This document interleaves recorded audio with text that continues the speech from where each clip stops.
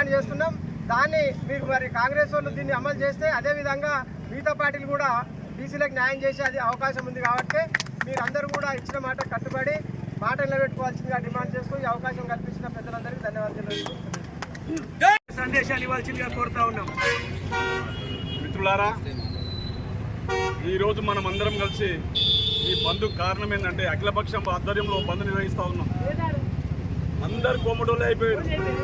ఈ దేశ జనాభాలో 100కి 80%, 85% నుంచి 90% వరకు ఉన్నటువంటి ఎస్సీ ఎస్టీ బీసీలు ఉన్నప్పటికీ షెడ్యూల్ ప్రకారం ఎస్సీలకు ఎస్టీలకు రిజర్వేషన్ కలిసినప్పటికీ ఏంటంటే మండల్ కమిషన్ రిపోర్ట్ ప్రకారం 56% బీసీ ఉంటారు.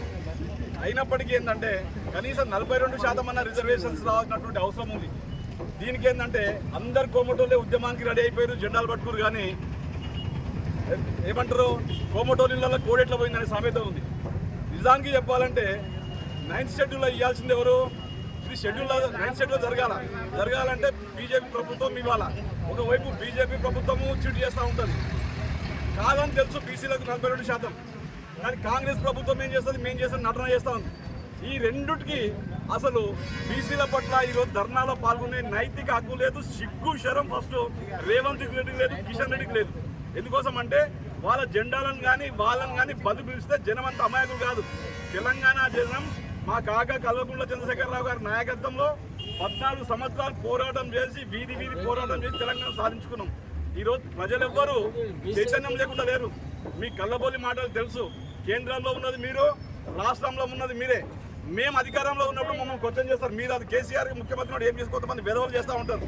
కేసీఆర్ ముఖ్యమంత్రిగా ఉన్నప్పుడు 14 సంవత్సరాలు పోరాటం చేసి తెలంగాణ తెచ్చుకొని 10 సంవత్సరాలు గవర్నమెంట్ ఉంటే బీసీలకు ఎంతైతే పర్సెంటేజ్ కావాలనో, ఎస్సీలకు ఎంతైతే పర్సెంటేజ్ కావాలనో, ఎస్టీలకు ఎంతైతే పర్సెంటేజ్ కావాలనో అంతకంటే ఎక్కువనే వివిధ రంగాల్లో ఎవరు అడగముందే ఇచ్చినాం. తగుదునమ్మా అని మోడీ బీజేపీ ప్రభుత్వం ఏంటంటే ఈ బీసీల పేరుతోటి 3-4% లేని వాళ్ళకు అడగకుండానే ఎలాంటి ఉద్యమం లేకుండా 10% రిజర్వేషన్ ఇచ్చిండు.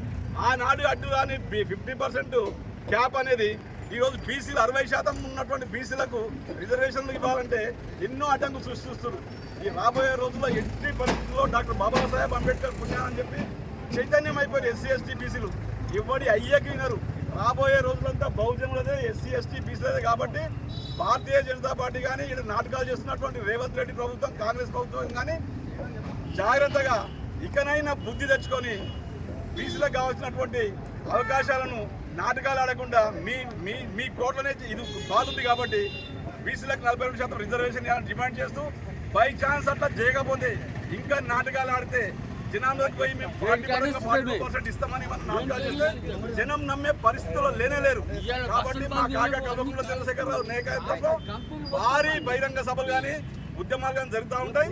జాగ్రత్త. ఖచ్చితంగా బీఆర్ఎస్ పార్టీ కేసీఆర్ నాయకత్వంలో, సబితమ్మ గారి నాయకత్వంలో ఖచ్చితంగా తెలంగాణ వ్యాప్తంగా ఉద్యమాన్ని నిర్మిస్తామని కోరుతా ఉంది. జై తెలంగాణ.